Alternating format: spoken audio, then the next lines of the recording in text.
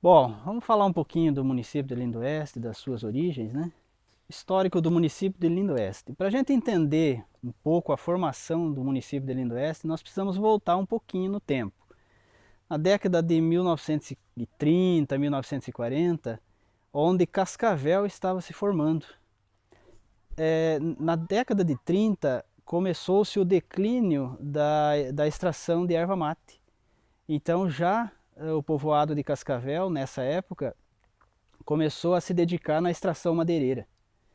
Então começou o crescimento do que hoje é o município de Cascavel. Passando o tempo, por volta aí da década de 60, 1960, 64, nós podemos imaginar que aqui onde passa a BR-163 é fácil da gente imaginar uma estrada no meio do mato, no meio do nada, um carreiro, um carreador, né? Uma estrada antiga onde passavam os cavaleiros, passavam as comitivas com carroças, né, puxadas aí os carros de boi. Então conseguimos imaginar essa área do município de Lindoeste como uma floresta e uma estrada que passava no meio. Quando foi no ano de 1964, com a expansão da extração madeireira, né, crescia-se muito a demanda por madeira, especialmente nos estados do Sul, Rio Grande do Sul, Santa Catarina e mesmo São Paulo. Então, como aqui a região oeste do Paraná, era riquíssima em madeira, chamou a atenção dos madeireiros. E no ano de 1964, instalou-se aqui no município duas grandes madeireiras. Então, inicialmente formou-se um povoado chamado Colônia São Francisco. Essas duas madeireiras grandes, uma foi instalada no que hoje é a sede do município de Lindoeste e a outra se instalou no que é hoje conhecido como Cielito Lindo, que é uma vila pertencente ao município de Lindoeste. Essa colônia São Francisco foi a que mais se desenvolveu, foi a madeireira maior e mais tarde passou a adotar o nome de Alvorada do Oeste. Então nós encontrávamos dois povoados grandes, o povoado de Alvorada do Oeste e o povoado de Cielito Lindo, formados pelas famílias, né, dos madeireiros. Bom, as famílias foram se estruturando, as madeireiras foram crescendo, né, e foi se desenvolvendo a região. Quando foi na década de 80, o município, hoje município de Lindoeste, já era formado como uma grande vila, um distrito de Cascavel. No ano de 1988, começou-se um movimento político pela emancipação do município de Lindoeste. Um ano depois, em 1989, ocorreu o desmembramento do que hoje é o município de Lindoeste e se desmembrou de Cascavel. Então, o nome Lindoeste é curioso porque ele nasceu da junção de dois povoados, Alvorada do Oeste e Cielito Lindo. Então, pegou-se um pouco dos dois nomes e foi formado o nome de Lindoeste, sendo que foi desmembrado em 1989 e nós comemoramos a data da emancipação do município em 12 de junho. Com a expansão madeireira, o município começa a se desenvolver, né? Começa, além da extração madeireira, o município começa a desenvolver a parte agrícola, com assentamentos de pequenos agricultores. No ano de 1980, década de 80, 85, por aí, apareceu no que havia algumas fazendas grandes instaladas no município e começou-se o movimento de desapropriação dessas fazendas. Então, no ano de 85, por volta de 85, 86, houve um processo de invasão de uma fazenda grande situada a leste da sede do município, onde nós conhecemos como Fazenda Vitória, Colônia Vitória. Então, houve um processo de desapropriação e assentamento dessas famílias. Desse assentamento grande, alguns remanescentes foram deslocados para outra fazenda que fica próximo da sede, da sede de Lindoeste, mais próximo à Vila Góis, o assentamento da Fazenda Verdun. Então esses são os dois principais assentamentos. Inclusive a minha chegada no município de Lindo Oeste se deu em decorrência do assentamento de famílias nessas fazendas. Porque no ano de 88 para 89 o meu pai veio ser apossado, veio ser assentado na Fazenda Vitória. E depois, mais tarde, um ano, dois depois, ele mudou-se para outro assentamento na Fazenda Verdun.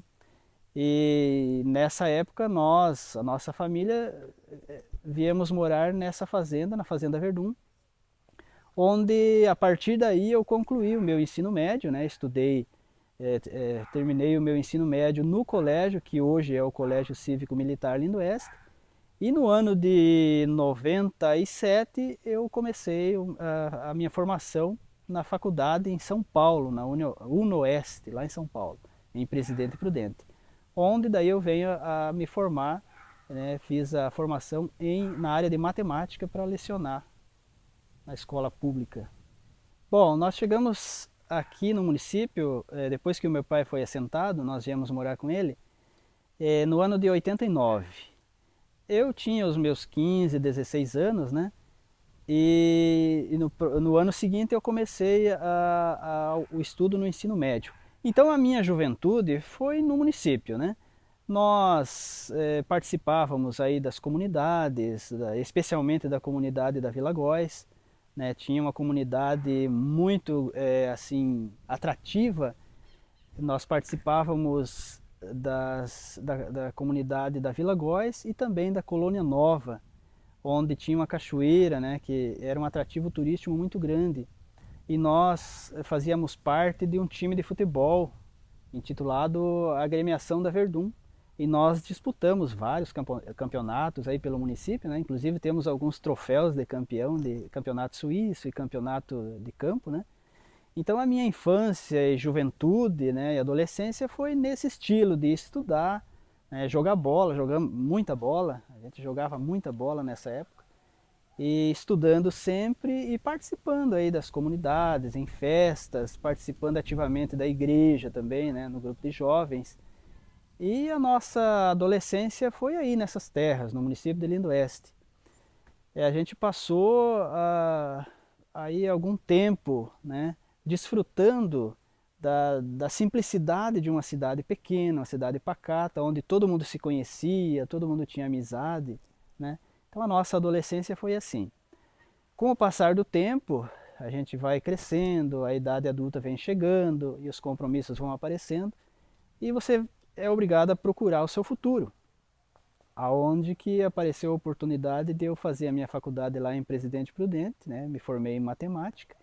E a partir do ano de 97, 98, eu já comecei a lecionar.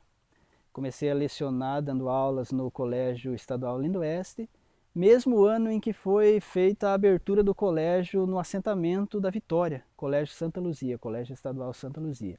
E nesse ano eu também peguei algumas aulas lá, e desse tempo para cá, eu então leciono no Colégio Estadual Lindo Oeste e também no Colégio Estadual Santa Luzia, que fica no assentamento da Colônia Vitória.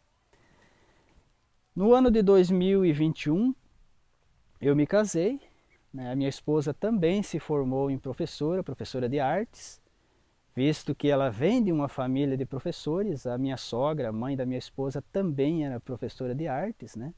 Hoje já é aposentada, mas é muito conhecida no município, visto que foi uma das primeiras professoras, né, que começaram a lecionar no colégio.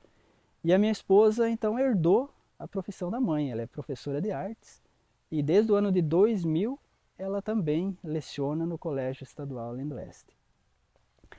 Em 2007 nasce a minha primeira filha, né, hoje ela está com 17 anos. E a gente consegue construir a nossa primeira casa, aonde que a gente mora até hoje, né? E em 2010 nasce a minha segunda filha, hoje com 14 anos. A minha filha mais velha está se formando esse ano no ensino médio e a minha filha mais nova está se formando no ensino fundamental, no 9º ano. E a nossa vida atualmente é assim, trabalhamos, né, na educação e servimos a comunidade. eu e as minhas filhas fazemos parte da equipe de cantos na igreja, na paróquia Cristo Rei, a igreja católica de Lindo Oeste.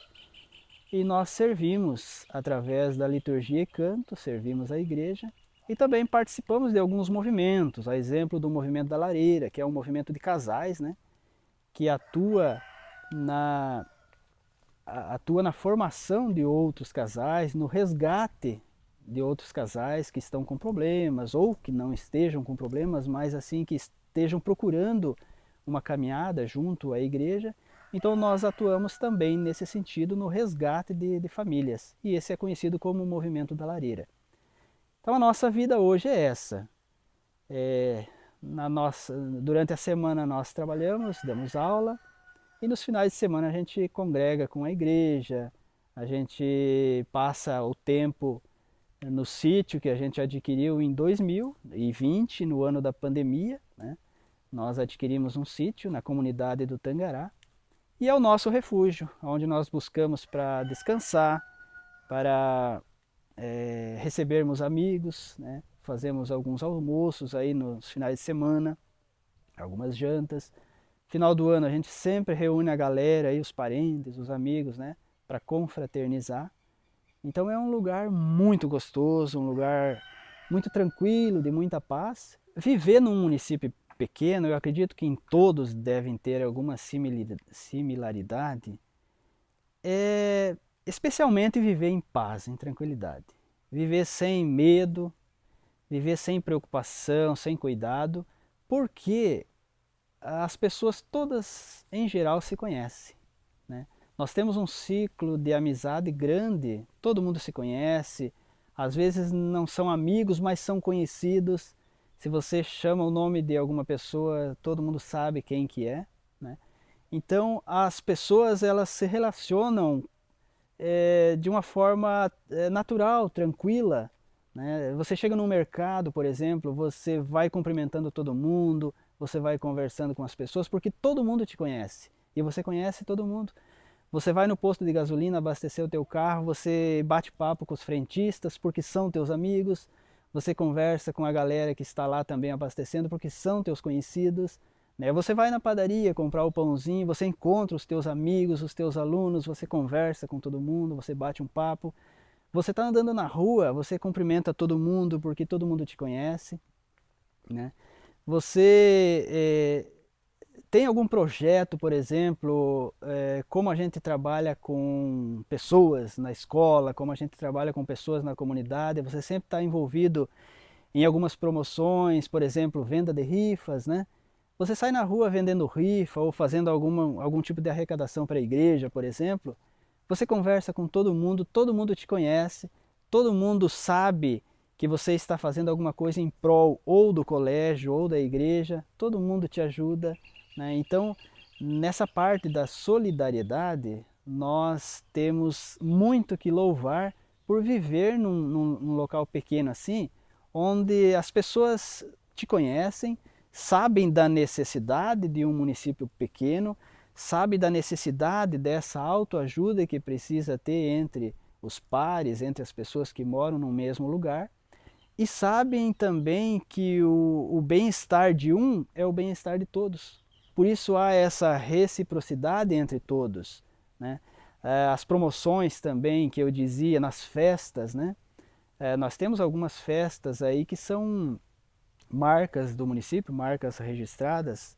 Por exemplo, o baile do chopp, né?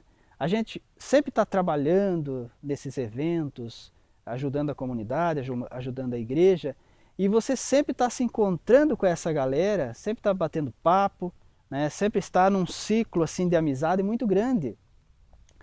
Inclusive a gente se encontra muito com pessoas que moravam no município e que evidentemente foram em busca de outros locais para morar, né? Mas quando tem essas promoções maiores do município, a exemplo da exposição que é chamada Expolim, acontece todo ano, ou mesmo do baile do chopp, ou das festas tradicionais, as pessoas que moravam no município, elas voltam, e voltam para festejar, e voltam para rever os velhos amigos, e voltam para bater papo, né? E daí a gente se sente nesse clima de amizade muito grande, nesse clima de reencontro muitas vezes, né? E isso nos traz assim um conforto muito grande, nos faz sentir próprios do lugar, nos faz sentir que somos do lugar, né? Faz a gente sentir que a nossa família é maior do que a família consanguínea, né? O nosso laço de amizade é muito grande. Então, viver num lugar pequeno como o nosso é isso, é viver o dia a dia de uma grande comunidade que se conhece. O município de Lindoeste, ele já chegou a comportar mais de 12 mil pessoas, né? A economia era formada basicamente de pequenos agricultores. Então eu, inclusive, fui pequeno agricultor, né, antes de ser professor, e nós cultivávamos muito feijão, milho, arroz, e teve uma época que foi muito forte a cultura do algodão. Então as pequenas propriedades é o que predominava, que sempre predominou no município. Ainda comporta também algumas fazendas, né, de criação de gado, mas o que predominava sempre e que ainda predomina são as pequenas propriedades rurais. Acontece que com o passar do tempo, as famílias, elas, especialmente os mais jovens, os filhos, eles vão se formando no ensino médio e eles vão buscando outras alternativas em cidades maiores, a exemplo de Cascavel, ou mesmo dos grandes centros. Temos muita gente que partiu lá para o estado de Santa Catarina, especialmente Joinville, né, em busca de emprego, de melhores condições de vida. E o município ele deu uma encolhida populacionalmente falando. Um município que chegou a ter 12 mil habitantes, hoje não conta com mais de 5 mil e poucos habitantes. E a economia do município, ela que já girou muito em torno da pequena propriedade, hoje ela está um pouquinho retraída e gira um pouco mais em torno do comércio, né, que não oferece muitas oportunidades, mas sempre que né, consegue abranger uma parte da população. E também do serviço público na prefeitura ou mesmo no estado.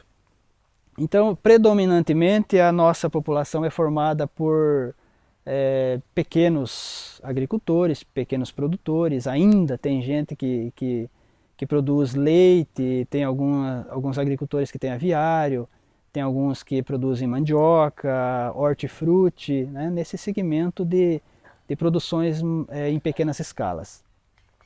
E daí tem o pessoal que trabalha no comércio, trabalha no setor público, mas é formado basicamente de uma classe média baixa. Né? O município, a renda per capita do município não é muito alta, mas enfim, as pessoas vão fazendo os seus milagres diários, vão vivendo o seu dia a dia, vão procurando viver bem na medida do possível, sem grandes expectativas, sem grandes consumos, sem grandes obras, mas enfim, a gente vai se virando com o que a gente tem em mãos e o que Deus vai provendo no nosso dia a dia. Além de todo o histórico do município, né, além da gente conhecer um pouquinho da economia, nós temos também algumas curiosidades que acontecem. Uma delas, eu sou parte integrante, que é a procissão que a gente faz todos os anos.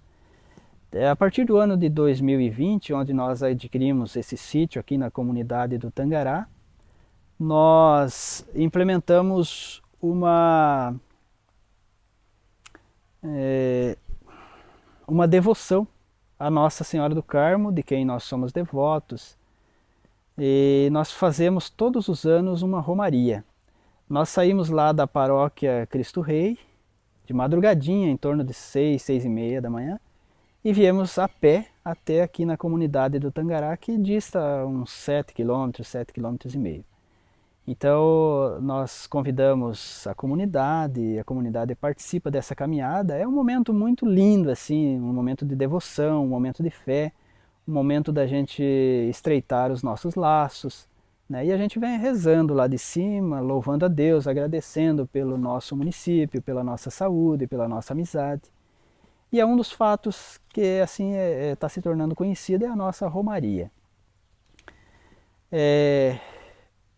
Antigamente, não tão antigamente assim, né, alguns anos atrás, quando eu tinha o espírito um pouco mais aventureiro, eu praticava algumas coisas legais. Eu jogava bola, eu gostava muito de pescar e eu fazia parte de um grupo que nós tínhamos no município, um grupo de trilheiros.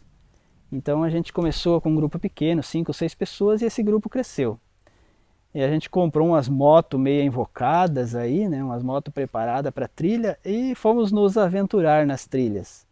Fazíamos trilhas no município, no meio do mato, aí nos morros, entrávamos no meio de rios, e muitas coisas legais aconteciam, né, nessas trilhas. A gente via muitos colegas caindo dentro da água, inclusive já fomos vítima de alguns tombos também.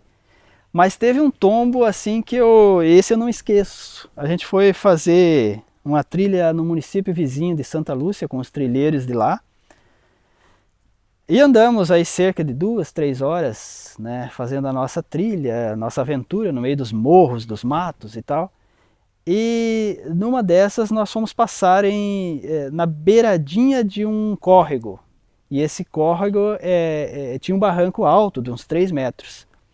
E tinha uma árvore do lado da trilha que a gente tinha que passar entre a árvore e o córrego, e o barranco do córrego. Os trilheiros chegavam, desembarcavam da moto, passavam a pé e seguiam a trilha. E o metido aqui quis passar fazendo panca, né? Não quis descer da moto e quis passar acelerando na trilha.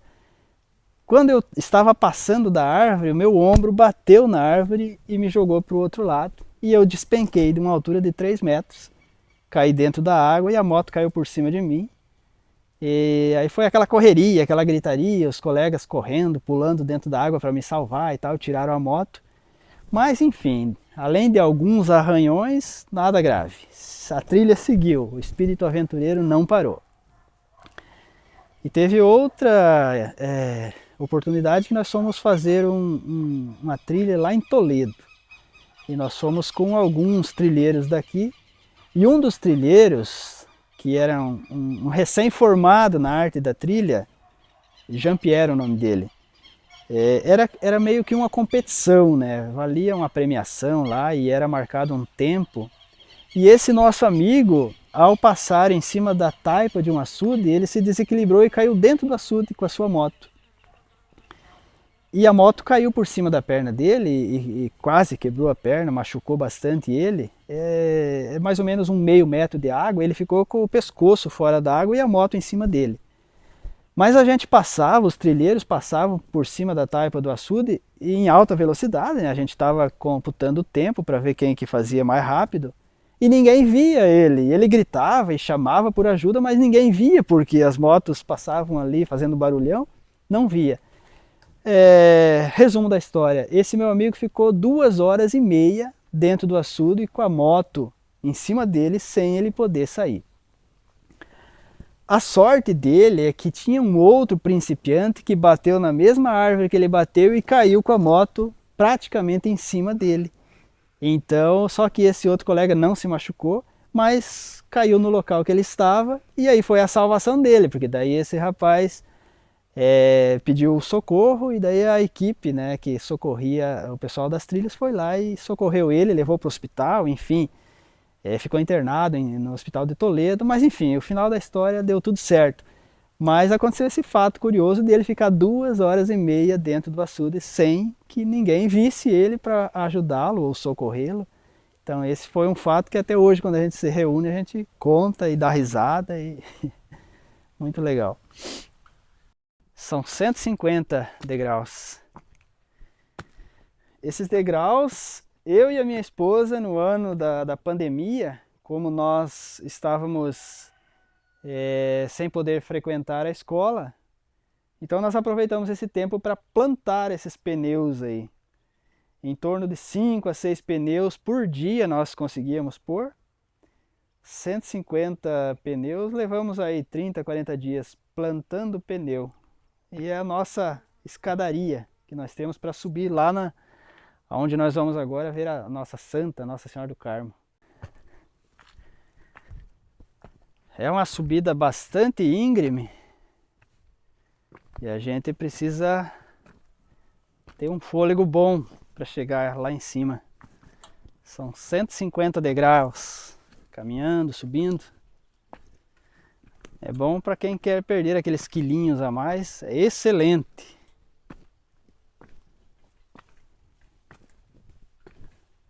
Então essa é a estátua, a imagem de Nossa Senhora do Carmo, de quem nós somos devotos. E esse é o ponto de chegada dos romeiros que saem lá de cima da sede do município. A gente vem caminhando 7 quilômetros e a chegada é aqui nesse local. Essa imagem nós colocamos ela em 2020, no final do ano. Concomitantemente com a plantação dos pneus, após terminar ali, a gente começou a trabalhar no pedestal da imagem e daí trouxemos ela e colocamos aí. É a nossa santa de proteção, ela protege a nossa comunidade aqui e, por que não dizer, protege também o nosso município das intempéries, dos ataques malignos. Então nós estamos muito bem protegidos por Nossa Senhora do Carmo.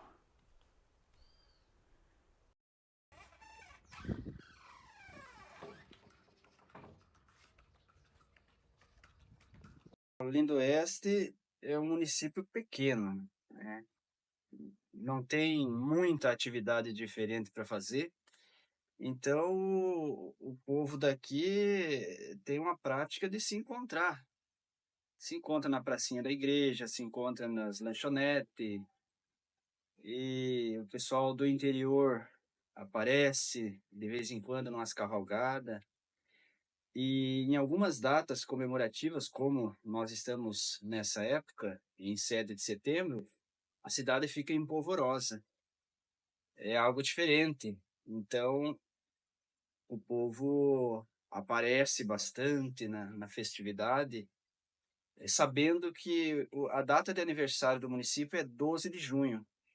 Mas como é um período muito frio, geralmente é frio, então adotou-se essa prática de fazer a festa de aniversário próximo ao dia 7 de setembro, que é o que está acontecendo agora.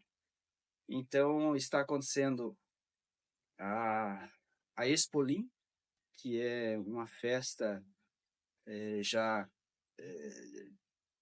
que virou tradição no município, né?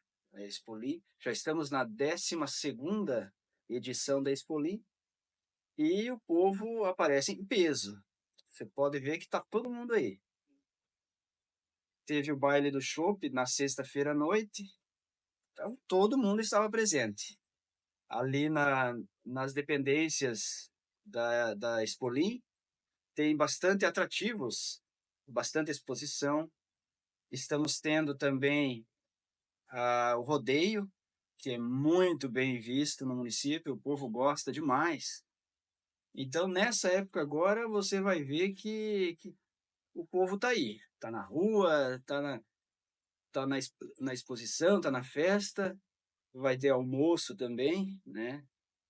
Promoção da igreja. Então, nessa época, o povo está festando mesmo.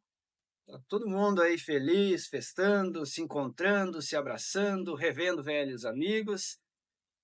E sai um pouco da rotina, porque assim, a rotina normal do município é pacato.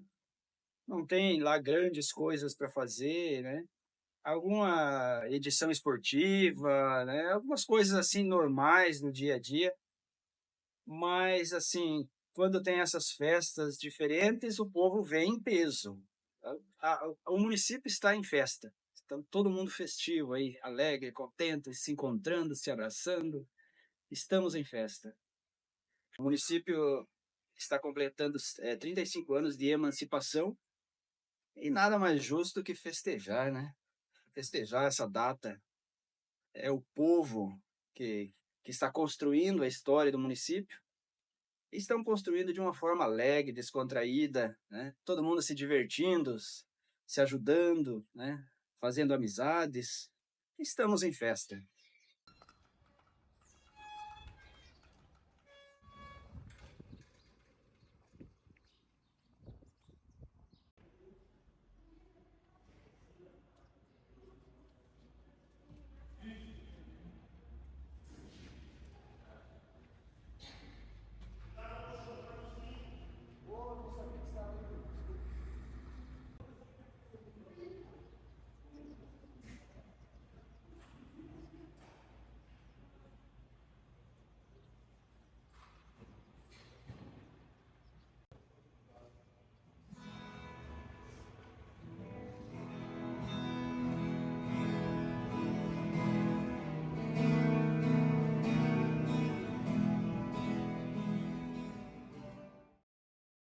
A população de Lindoeste tem muito forte essa questão da religiosidade.